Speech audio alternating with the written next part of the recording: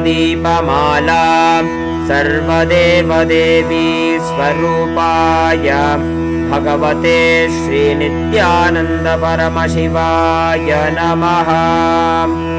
ॐ सांग्रहण्येष्ट्यायजते इमां जनतागुं सङ्गृह्णानीति द्वादशारत्नीरशना भवति।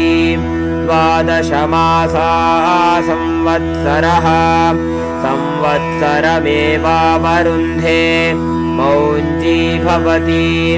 ऊर्ध्वै मुञ्जाः ऊर्जमेवावरुन्धे चित्रानक्षत्रं भवति। चित्रं वा एतत्कर्म कर्पूरगौरं करुणावतारं संसारसारं भुजगेन्द्रहारं सदा वसन्तं हृदयारविन्दे भवं भवानी सहितं नमामि। भवं भवानी सहितं नमामि।